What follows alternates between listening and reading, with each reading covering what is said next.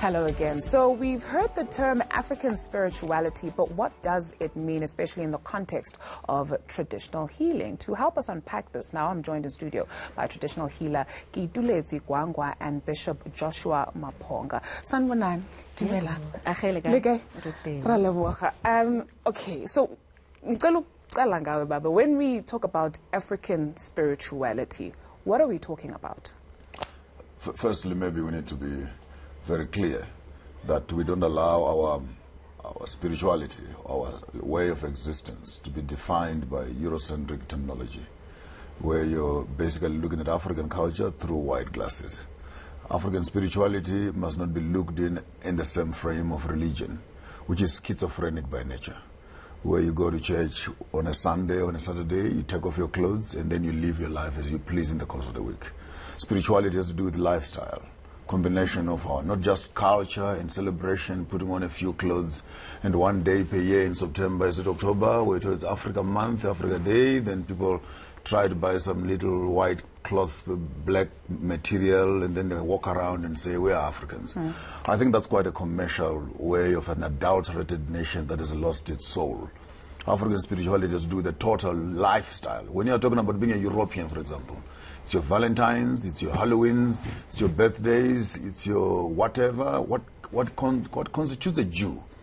It's your Shabbats, it's your Hanukkahs, it's your Passovers, and etc. What constitutes a Mexican?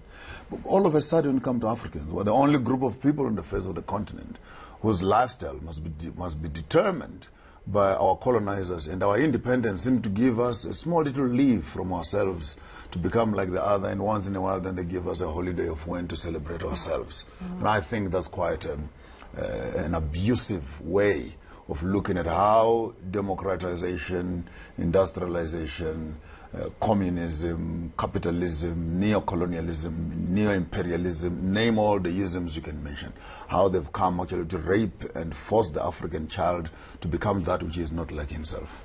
With that context, Kitulezia, Bishop Joshua, you still find, though, within the black community, some black people who will say, or who will challenge what the bishop is talking about, especially when we speak in the context of traditional healers. He mentioned something that is important, what we give names to things. So, how do we traditional healer, kasi Sotho, kasi Zulu, inyanga, ngaka. So, what are we talking about there, essentially? Wow. For me, when you look at, because you announced me as a traditional healer, so that for me is an umbrella term, because there are many traditional systems and forms of healing that exist globally. There's your shamanism, there's your Buddhism, there's different kinds of traditional healer in all spectrum, all over the globe. But when you come to South Africa, particularly, when you look at Isangoma, it's the child of the song, the spirit song, Ingoma.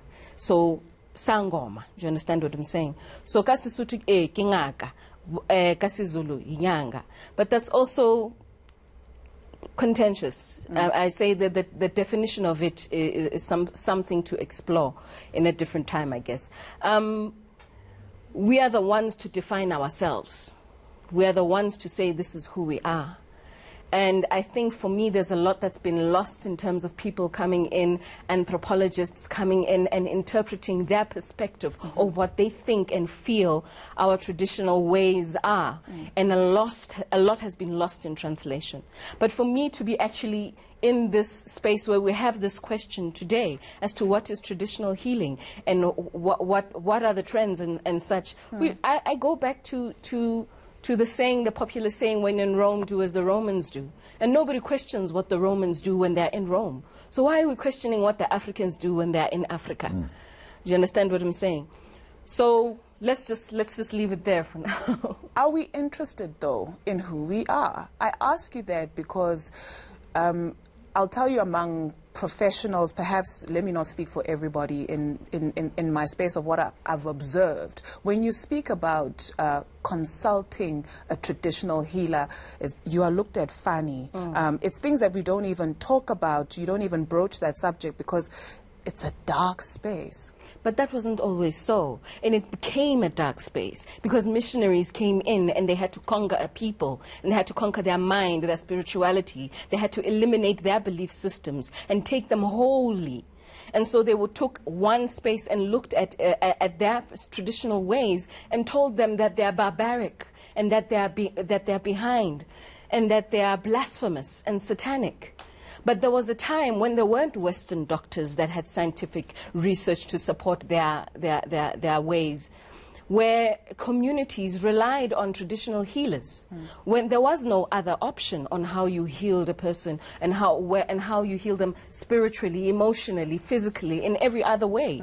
So why does it then at some point become an issue? When did we then take one opinions over some? Again, anthropologists come and interpret our ways, you know, in a particular way. Yeah. They come to eliminate that belief system. Bob Joshua, as you find in religion, you will find with every good there's bad, right? So you find pastors whom people would think are good, and then you'll find pastors who feed people Absolutely. grass, snakes, and whatnot. So in the space of traditional healing, for lack of a better word, do we find there's good and there's bad? As a person, how do you distinguish ukuthi la ngize kumuntu right noma la khona okungashaya amanzi?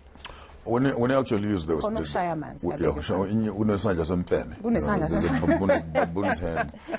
it comes to definitions of traditional healing, for semantical purposes or semantics, let's agree that the word traditional healing, what is European healing is also traditional healing in their own context, and what is African healing is traditional in our own context. What is traditional weddings in Europe? It's white weddings. What is traditional weddings in Africa is traditional. So I wanted us to maybe to just classify or clarify on the word. Though when we use it for Africans, it's derogative.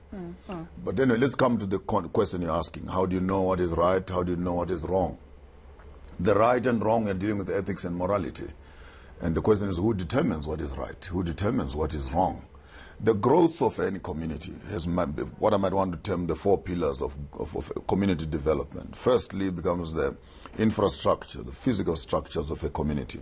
You come to the software, the mental, the HR, the mind frame, and the education systems that goes on to develop people who live in this infrastructure. Thirdly comes the socializing of the people in that infrastructure. And fourthly, then comes the spirituality of those people in that infrastructure. Now, if you have a problem with 1 and 2, that we have moved people away from their traditional homes. You have moved them into urbanization. You have educated them in a frame in which you think they must be in, so that they can fit into the global village you want them to live in. Now their community and social status has been altered. You are now asking me a very sensitive question. How do you know what is spiritually right? When in fact, physically, mentally, and culturally you are dispossessed. You no longer even have the antenna to understand what is it that made you sick, for example. What is it that caused the problem that you have?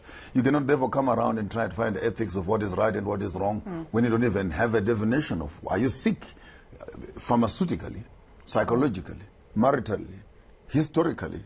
Where's the disease? And I think, with all due respect, I'm coming from a religious perspective, but I tend to have a great respect for people who are working there, the Department of Spirituality, who don't just look at Tati Kambi, Nigezumunda Puze, and that's it. They would want to find out exactly where could the problem be. And I think that's where even our doctors need to start being sensitive. When you're dealing with an African patient, you're not just dealing with a diabetic patient. You're just dealing with someone who's got a gangrene on their foot. What could be other causes of this, so that the healing becomes holistic? So when you're asking me right and wrong, I think that question is very superficial. You are right on the top side of just saying, is it right to go and say Sangoma? Is it right to go to a church? Is it right to go to a church? That's another question. Or are we now saying, because we've now become Christianized, anything else that is not Christian? It's almost like this democracy thing is a lie, because it comes to abuse everything else that is on the system, and only it remains as an acceptable format of social, Right. Perhaps I framed the question wrong. I think essentially what I'm trying to find out is when you go to someone, whichever departments of healing you go to, addiction thrives in secrecy, or bad things thrive in secrecy because asazi angisho. So uzongena kuyinto ocabanga ukuthi into right, but uma usungena ngaphakathi you realize ukuthi actually something is not right here. So I guess the question essentially, when you have the calling, how do you trust that this person indeed la uze kwa right? You don't have to teach a lion to be a lion. You don't teach a chicken to be a chicken. The spiritual sensitivity of any human being must be of such a state that when you are meeting right and wrong, your conscience should be able to talk to you at a very fundamental level. In all the bucket of words I've been trying to say, the teaspoon of sense I've been trying to share with you, is that our spiritual maturity and growth has been so warped and so confused that at the end of the day, the quality of our education, our socializing, our politics, our diet and everything else has actually numbed our senses. And now you're asking me, how do you know if you're doing right or wrong? Yeah, it's like asking a drunk person, how do you know where you are? Our society is drunk and intoxicated with Eurocentric information to an extent that we cannot even decipher who we are. Later on, to try to find an ethical compass and GPRS of spirituality, I think we're actually in a much bigger mess than you can ask me. Sure. Kituletse, and then there's an aspect of same-sex couples within the space. What is your opinion on it? What is your take on that? So, for me, my understanding, and which is also very... I don't think it's easy for a lot of people to accept, but same-sex or homosexuality is not something new to African culture. It has just been dealt in a different way.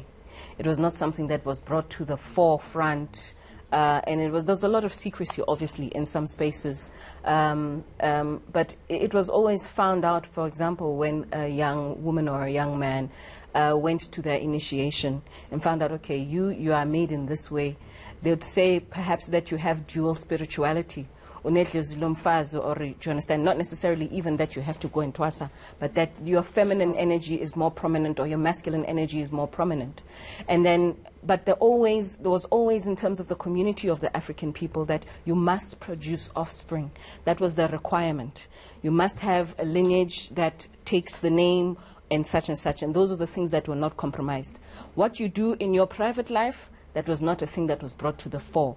And in fact, more often than not, you'll find those people would live then with the sangomas, so that because the sangoma understands your life and your lifestyle and protects you in that way, so that you're not engaging with the community at large to be ridiculed or to be questioned or to be that. But that the sangoma is the one who understands the spirituality behind that. With that said, it becomes for me difficult to have to say that it means that every single gay person or anybody in the LGBTQ community is particularly spiritual in the way that they have to be a sangoma or that they're recognized in that way.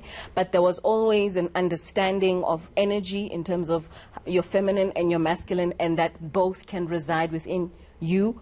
One more than another, regardless of what your genitalia is. So for me, it translates in that way. And for spirituality is for me a science. I do look at it in that way. It is one of the first knowledge systems that Africans created and put on this world. Right. But so Joshua, I want to get your thoughts on that. But before that, can we just play this clip for our viewers? Let's take a look, listen. For me, the grandest thing about being in a relationship, Nokoko, is like, it's beyond love. It's beyond a relationship, because our ancestors get along, first of all. So spiritually, we're incredibly compatible, aligned, we're very spiritually aligned, which then makes everything else fall into place, which makes the physical and the emotional easier. It's never easy, but it just makes it work. It makes it click. Like, there is no question in my mind that I'm going to spend the rest of my life with this woman. But Joshua, should we even be questioning it? I'm not at liberty to be so liberal on this subject. I have a pending case right now in one of the constitutional courts on this subject matter. However, the issue of maleness and femaleness of people, the yang, the yin and the yang, the positive and the negative, the duality of life in its very essence, allows me as a theologian and a social observer to say, over and above entertainment and social mispositions of genetic nature, there is function which builds a community together, there is function that is allowed even the people of defect, so to speak, and I want to put that selectively so, or different sort of disposition, to be also given an opportunity to survive. They are human beings as we are. But when it comes to the basic rule of function, there is no production, as she rightfully put it. There's nothing that has come out of those relationships that takes a generation forward and so our family is functional, our human beings functional, or they've become a dead end. So when you look at a relationship of that nature, which has become solely a spiritual nature, and the spirituality has become so active to such an extent that all other functions of longevity, posterity, and etc. have been brought to a standstill. Will the society allow this person to go on extinct on the basis of spirituality? Our society has always been struggling to realign people towards continuity of themselves into the next generation. But however, with the amount of democracy that we have now and the amount of freedom that we have in terms of expression, people are free to explore. And by the way, to explore other forms of lifestyle. I might not have a problem with what she's saying, actually, where this is a spiritual connection. I have a problem with the commercial ones, who are here today and they're there tomorrow, and they're there the other day, and then they get pregnant, and the relationships fail, and then finally they're ending up and says, no, I have a calling. I have a calling. So it looks like our society, our youth, particularly in the quest of looking for their identity, they are now exploring spirituality. And I beg to be corrected by the spiritualists, but I think the quality of the spirit that you attract on yourself and the sex of that spirit somehow overrides even your physicality. Yes. So that you might, and all of a sudden it totally becomes feminine. I know some few guys who totally become feminine. So when you enter spirituality, there is I'm still learning also. I'm a student of psychology and anthropology, but I would like to state as a hypothesis that depending on the spirit, people say spirits are sexless. But I beg to differ. The sex of the spirit, the sex of the ancestor, the sex of whatever you imbibe on you overrides your sex. You are lucky if it's male on male, then your maleness comes out. But if you are a male and the ukoko sits on you, you're most likely going to end up acting feminine. And on the other side, if you are female and umkhulu sits on you, then all of a sudden the male in you comes out. So spirituality for me, it cannot be sexless. And hence maybe, will it be okay for me to ask you, madam, if it is possible to say, allow the ladies to be possessed by the ladies and the men to be possessed by the men. But immediately there's a cross-section of sexuality. There is a whole new ball game that comes on this, what you might call same-sex and gayism and etc. and LGBT. It's my own observation. I beg to be corrected, and I'm not a student thoroughly of this, so I mention it with a pinch of salt. But from where I'm sitting on, when you're experimenting with your spirituality, be careful. Some of these experiments might end up actually giving you a lifestyle. And there is also commercialization of this whole concept of spiritualization. Then you end up with some few necklaces around your neck and some few bracelets and etc. and a few wigs. Now I'm saying no koko, some saying twasile. The other people think it's entertainment. But from where I'm sitting, it cannot be entertainment. This thing is as serious and as real as reality itself. And if you walk in there and you don't know what you're looking for, you may end up coming back with other things that you don't know. Want me to reply? Very quickly for Aski, see if we can, very quickly for us. I think it becomes very difficult to try and govern a person's personal interpretation of their spirituality. I think that, just as you said, that I don't think we should be in that space determining whether a goko or a male or a what should be. It's much more complex than that, because even in my feminine energy, I can be attracted to another feminine person, and it's the complexity of that is not determined on. It's not about gender lines and gender links. And how to conform in those spaces. We have to go as far back as this being originally even a very matriarchal kind of space and system. That's where it was formed, you know. And women form communities and men form communities. And they link up in certain procreative spaces, mainly. It's much more complex than that. It's extremely much more complex. And I think that the exploration of the youth, it needs to be guided, yes, but I don't think this is something, nobody says, I'm big, I'm going to be a sangoma. This is way too difficult a thing, and it changes your core so extremely that it's not a thing that somebody can just jump into. And when you come out, and you find a way to interpret it within yourself, with how it fits with who you are, that is when it's most authentic to you. Whether that lasts or whether it doesn't matter, but that's at that moment with who you are at that time, how you are able to interpret it and make sense of this thing for yourself. It's a very personal thing. But I think where I was trying, just 2 minutes, where I was trying to tweak in is where we are living in our flats in Senton, in Sunning Hill, surrounded by each home is it, Yeah. Then you have all these questions you're asking. Instead of being in a traditional space where uncles and aunts are there, the social structures that But understand. they don't have that upbringing. I'm coming to that. Where you actually have the system around you that can assist you to identify and even notice some of the traits that you have from your family backgrounds and your roots and etc. We actually have a dislocated or a disjoined, off-planted young man who is in Joburg, who is in Pretoria all by themselves. And they all begin to see, hear all these things. And in the midst of trying to interpret them, instead of maybe often to go back to their own roots and reconnect and really find, they end up in Soweto with some gogo. They end up in Shoshanguve with some gogo, who is quickly trying to take them through some spiritual journey. That's where particularly I have a problem with that. Because that system on its own, how do you just jump across the line? And I would suggest that if there is such a thing, if there's a young person out there, young man, who begins to feel in this space, you cannot do these things by alienating or running away from your own traditional, your own family setting, your own homestead. Some of the problems you're having, some of your family members in the past have had those problems, and solutions are sitting right there.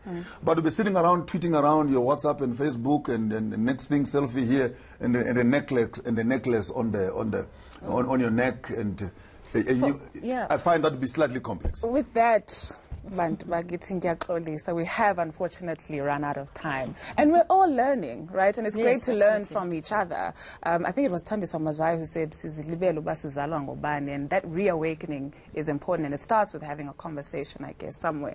And that was Bishop, traditional healer, beg your pardon, Kituleti Kwangwa, and Bishop Joshua Maponga, African spirituality being our topic this morning.